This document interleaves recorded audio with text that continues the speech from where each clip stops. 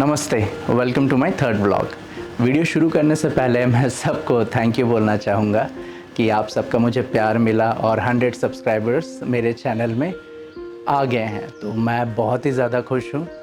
जैसे कि मैंने आपको पिछले वीडियो में कहा था कि मैं थर्ड वीडियो में या थर्ड ब्लॉग में HLA-B27 के बारे में और भी डिटेल वे पे बताऊँगा, जिसको कि हम एंकोलाइजिंग स्पॉन्डिलाइटिस के नाम से भी जानते हैं और हिंदी में हम गाठिया रोग के नाम से जानते हैं। तो वो घड़ी आ गई है जब मैं आपको और भी ज़्यादा डिटेल्स दूंगा, और डिटेल्स देने से पहले मैं प्रिफर करूंगा कहीं पे अच्छी जगह पे बैठ के आपसे बात कर सकूं। तो साल है 2008, जब मैं 18 साल का था।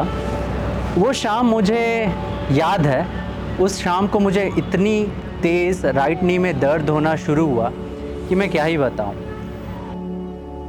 तो मैंने उसको फिर भी इग्नोर कर दिया कि शायद मैं ज़्यादा वॉक कर लिया हूँगा, इसलिए शायद मेरे पैर घुटने में दर्द होना शुरू हो गया। मैं जनरली वॉक करके ऑटो पकड़ता था, ऑटो से फिर मैं कॉलेज जाता था। तो मुझे ऐसा फील हुआ कि मैं शायद ज़्यादा वॉकिंग करना शुरू किया, इसलिए मेरे राइट नी में दर्द होना शुरू हुआ। तो फिर मैंने कुछ दिन इसको इग्नोर किया, फिर कुछ दिन इग्नोर किया। ऐसे करते करते एक सप्ताह चला गया, मैं इग्नोर ही करता रहा और ये जो दर्द है हद से बदतर होना शुरू हो गया। तो फिर मैंने घर में बताया, तो मेरे घर में माँ बाप बहुत ही ज़्यादा कंसर्न हो गए थे। तो तब मुझे फील हुआ कि अब मुझे डॉक्टर दिखाना चाहिए। तो मैं गया डॉक्टर के पास। डॉक्टर ने ढेर सारा मेडिसिन लिख के दे दिया कि बेटा तुम खाओ, ठीक हो जाओगे। एक सप्ताह खाया, कोई ठीक नहीं हुआ। 5 दिन की दवाई थी। 1 वीक तक मैं सोचा 5 दिन के बाद 2 दिन और एक्स्ट्रा खा लूँगा तो जल्दी ठीक हो जाऊँगा, बट वैसा कुछ हुआ नहीं। फिर मैं दूसरे डॉक्टर के पास चला गया। यही तो होता है इंडिया में, डॉक्टरों की कमी थोड़ी है। क्योंकि एक डॉक्टर से केस हुआ नहीं तो मैं दूसरे डॉक्टर के पास गया। वो डॉक्टर मुझे आज भी याद है। उन्होंने मेरा घुटना देखते ही कहा कि ऑपरेशन करना पड़ेगा भाई, क्योंकि आपका लिगामेंट डैमेज हो चुका है। तो मैं काफ़ी डर गया कि 18 साल की उम्र में मेरा लिगामेंट डैमेज, वो कैसे? मैं ना सॉकर खेलता हूँ, ना मैं दौड़ भाग करता हूँ, ना मैं कोई स्पोर्ट्स एक्टिविटी में हूँ। सिर्फ चल के ही तो मैं ऑटो पकड़ के कॉलेज जाता हूँ। तो फिर ये जब मुझे रिस्पॉन्स डॉक्टर से मिला तो मैंने डिसाइड किया बहुत हुआ, अब मुझे पापा मम्मी की ज़रूरत है। मैं मेरे होम टाउन आ गया, जो कि एक दूसरे स्टेट में है, और मेरा कॉलेज कहीं दूसरे स्टेट में। तो यहाँ आते ही मेरा इमीडिएटली एक डॉक्टर के अंडर मेरा ट्रीटमेंट हुआ। उनको पता चला कि घुटने में पानी जम रहा है और उन्होंने पानी निकालना शुरू किया। तो उस दौरान करीब 2 से 3 बार मेरे घुटने से पानी निकाला गया, जिसको मेडिकल टर्म में एस्पिरेशन भी कहते हैं। एस्पिरेशन होने के बाद करीब 7 से 8 महीना मैं कंप्लीट बेड रेस्ट में था। बट डॉक्टर ने ये भी एडवाइस किया था कि आपको फिज़ियोथेरेपी सेशन जाना पड़ेगा। तो मैं फिज़ियोथेरेपी सेशन जाता था, वैक्सिंग होता था, हॉट वैक्स लगाया जाता था घुटने में। ये सब काफ़ी महीने, नियरली 1 साल करने के बाद जाके मैं चलने लायक हुआ। नहीं तो मैं चल ही नहीं पाता था, मैं अपने आप को बैलेंस भी नहीं कर पाता था, और सीढ़ी चढ़ना या उतरना तो बहुत दूर की बात है। तो इस हालत में होते हुए भी 1 साल के बाद मेरा रिकवरी हो गया। बट मैंने क्या खोया? मैंने 1 साल का मेरा पढ़ाई खो दिया। मेरा जहाँ डिप्लोमा 3 साल का था, वहाँ 4 साल लग गए मुझे डिप्लोमा ख़त्म करने में। फिर उसके बाद सब कुछ अच्छा चल रहा था। मेरा डिप्लोमा क्लियर हो गया, मैं लेटरल एंट्री बीटेक ज्वाइन किया। इनिशियली मेरा तो अच्छा खासा सेकेंड ईयर निकल गया। फिर उसके बाद मुझे जोश आया कि जिम ज्वाइन करना है। कॉलेज में होता है ना कि आपको एकदम मस्कुलर होना है, तो वही रैट रेस में मैं भी चला गया और अपना हेल्थ की तरफ मैं ये सोच रहा था कि मैं भी बॉडी शॉडी बनाऊंगा। तो 1.5 साल तक मैं खूब ही फिटनेस में था, अच्छा खासा बॉडी शॉडी भी बना लिया था। आपके साथ भी फ़ोटो को शेयर करूंगा उस टाइम की, तो मुझे भी पुरानी यादें ताज़ा हो जाएंगे।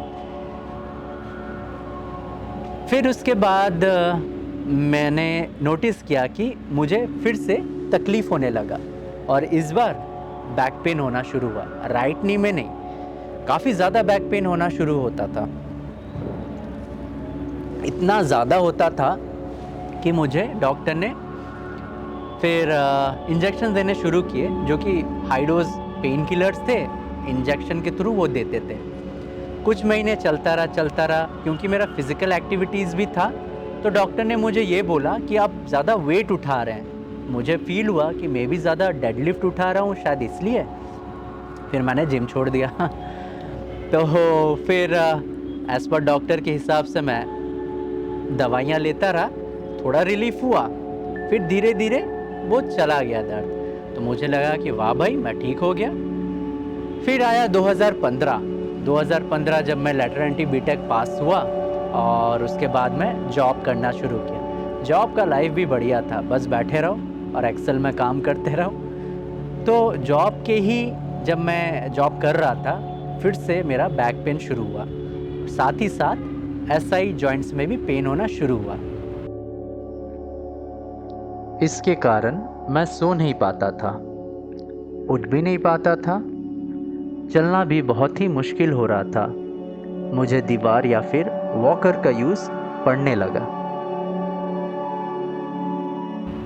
दोबारा से मैं डॉक्टर के पास गया तो उन्होंने मुझे कहा कि आपने कभी HLA-B27 का टेस्ट कराया है? तो मैंने कहा कि मुझे नहीं पता, ये मेरा हिस्ट्री है, आप देख लीजिए। तो उन्होंने देखा, देखने के बाद बताया कि अरे आप तो पॉजिटिव हो। तो मैंने बोला कि सर वो क्या होता है? तो उन्होंने मुझे जवाब दिया हंस के कि आप अगर मेडिकल स्टूडेंट होते तो शायद मैं आपको पूरा बता देता, बट ये जो डिज़ीज़ है इसको ऑटो इम्यून डिजीज़ भी कहते हैं और साथ ही साथ इसको एंकोलाइजिंग स्पॉन्डिलाइटिस भी कहते हैं। इतना बोल के उन्होंने टॉपिक क्लोज कर दिया। तब मुझे बहुत चिंता होने लगी कि ये बीमारी है क्या। तो गूगल जिंदाबाद, मैंने गूगल किया और ऐसे ऐसे इन्फॉर्मेशन मिले कि मेरी हालत ख़राब हो गई थी। मैं रोने भी लग गया कि मैं 24-25 की एज में मुझे ये हो क्या गया है जिसका कोई क्योर ही नहीं है। गूगल भाई तो यही बोल रहे थे कि इसका कोई क्योर नहीं है। तो मैं बहुत घबरा गया, डॉक्टर से भी इस बारे में डिस्कस किया, जहाँ पे डॉक्टर ने भी यही कहा कि इसका कोई क्योर नहीं है, इसको हम बस कंट्रोल कर सकते हैं। मेरी हालत अच्छी नहीं थी उस टाइम, इतना पेन होता था और मैं बहुत डीमोटिवेट भी हो चुका था अपने लाइफ से। मैंने जहाँ जॉब लॉस कर दिया, मुझे ऐसा फील होने लगा कि मैं पेरेंट्स के ऊपर बर्डन बन गया हूँ, उनके ऊपर और भी रेस्पॉन्सिबिलिटीज़ मैं दे रहा हूँ। तो बस इसी चक्कर में मैं काफ़ी निराश हो गया, बट मेरी फैमिली बहुत सपोर्ट की मुझे बहुत मोटिवेट की। तो फिर मैं बेंगलोर निकल गया और वहाँ पे लकीली मुझे जॉब भी मिल गया इमीडिएटली। तो पेन होते हुए भी मेरा ये जो HLA-B27 से रिलेटेड जो भी मेडिकेशन था वो तो चल ही रहा था। साथ में मैं बेल्ट बांधता था कमर में, वो बेल्ट बांध के मैं नाइट ड्यूटी करता, सालों साल नाइट ड्यूटी किया मैंने कंपनी में। और तभी मैंने रियलाइज़ किया कि अब मुझे फिर से फिटनेस की ओर देखना पड़ेगा, क्योंकि बेंगलोर में मैं एक प्रॉपर डिपार्टमेंट के साथ जुड़ गया। एज इन पहले मेरा ऑर्थोपेडिक डिपार्टमेंट ट्रीट करती थी, इस बार मैं रिमेटोलॉजी में दिखाना शुरू किया, जो कि इस रोग का जो डिपार्टमेंट है वो रिमेटोलॉजी ही है। तो रिमेटोलॉजी में जब मैं डॉक्टर को दिखाया तो उन्होंने मुझे प्रॉपर गाइड किया और उन्होंने बोला कि मुझे फ़िज़िकल एक्टिविटीज़ में काफ़ी ज़्यादा इन्वॉल्व होना है। फिर मैं स्विमिंग ज्वाइन किया, फ़िज़िकल थेरेपी ज्वाइन किया और आप यकीन नहीं मानेंगे, 1.5 साल तक मैं लगातार इसको करता रहा और 2018 के एंड तक मैंने मेडिकेशन छोड़ दिया। कंप्लीट मेडिकेशन मैंने छोड़ दिया क्योंकि मैं काफ़ी फ्लेक्सिबल हो चुका था। फिर उसके बाद 2020 आया, जो कि मेरे लाइफ का सबसे ख़राब टाइम शुरू होने वाला ईयर। तो वहाँ पे हुआ ये कि मेरे फादर कैंसर से डायग्नोस हुए और उसके बाद मैं उनका पूरा टेक केयर करना शुरू किया। वो हॉस्पिटलाइज ही रहते थे, बेड रिडन थे और मैं इकलौता लड़का हूँ, तो उनका पूरा टेक केयर मेरे ऊपर आ गया। कंपनी में मैं लेटर दे दिया कि मुझे लंबी छुट्टी की ज़रूरत होगी, और इस वे पे मैं उनका टेक केयर करना शुरू किया। मैं अभी डिस्कस नहीं करूँगा कि क्या एग्जैक्टली कैसे क्या चला, क्योंकि जैसा कि मैं पहले भी कहा था, पापा का जो टॉपिक है या पापा से जो भी रिलेटेड है वो काफ़ी इमोशनल थिंग है, तो मैं इस वीडियो में भी कवर अप नहीं करूँगा, कभी और करूँगा। तो इस टाइप से चलने के बाद मैं नोटिस किया कि मेरा हेल्थ फिर से ख़राब होना शुरू हुआ। मुझे फिर से मेडिकेशन स्टार्ट करना पड़ा। तो धीरे धीरे 2021 जब ख़त्म होने को था, मेरे फादर एक्सपायर हुए, तब मेरा हालत बहुत ही ख़राब था। इतना बैक पेन होता था कि मेरा फिर से चलना, उठना, बैठना, सोना सब में दिक्कत होना शुरू हुआ। तो करेंटली आप सोच रहे होंगे कि इस डिज़ीज़ का वर्स्ट आउटकम क्या हो सकता है। तो मैं आपको बता दूं कि ये जो डिज़ीज़ है, जैसे कि मैंने कहा कि क्योर नहीं हो सकता, इस डिज़ीज़ का सबसे बुरा आउटकम ये है कि आपके जो बोन है ना, वो फ्यूज़ हो जाते हैं, और एक बार फ्यूज़ हो गए तो आप मूव नहीं हो सकते, आपकी मोबिलिटी ख़त्म हो जाती है, आपकी फ्लेक्सिबिलिटी ख़त्म हो जाती है। तो ये जो डिज़ीज़ है, ये जनरली बिगर जॉइंट्स को अफेक्ट करती है, जैसे स्पाइन हो गए, एसआई जॉइंट्स हो गए, चेस्ट को भी अफेक्ट करती है। तो अगर आपका स्पाइन फ्यूज़ हो जाता है तो आप मूव नहीं हो सकते, आप एक ही पोजीशन में रह जाते हैं, जिसको हम बैम्बू स्पाइन भी कहते हैं। तो वो है उसका सबसे वर्स्ट आउटकम। तो प्रेजेंटली मेरा जो ट्रीटमेंट है वो एम्स रायपुर में हो रहा है, क्योंकि मैं रायपुर छत्तीसगढ़ का रहने वाला हूँ। तो एम्स रायपुर में डॉक्टर ने ये कह दिया है कि अभी आपको बायोलॉजिक्स लेना पड़ेगा।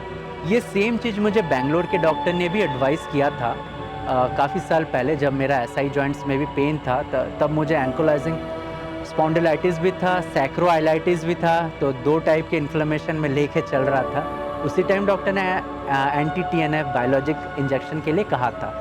तब इंजेक्शन क्योंकि महंगे आते थे, तो मैंने डिसाइड किया कि मैं फ़िज़िकल एक्टिविटीज़ करूँगा, जैसे स्विमिंग एंड फिजियो, जिससे काफ़ी अच्छा हो गया। लेकिन कहीं न कहीं ये डिज़ीज़ काफ़ी प्रोग्रेसिव है और मेरे हेल्थ को एंड मेरे लाइफ़स्टाइल को अफ़ेक्ट कर रहा है। तो अभी फिर से एम्स के डॉक्टर ने भी यही कहा कि आपको बायोलॉजिक्स लेना पड़ेगा।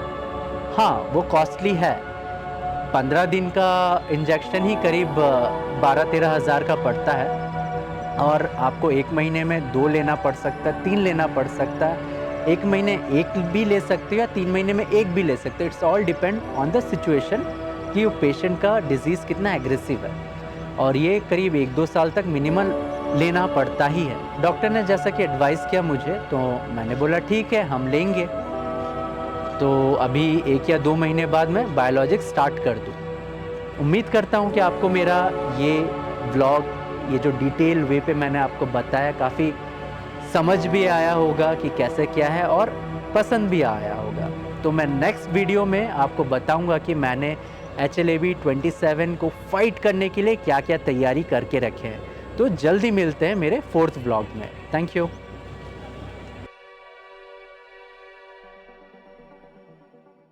नमस्ते।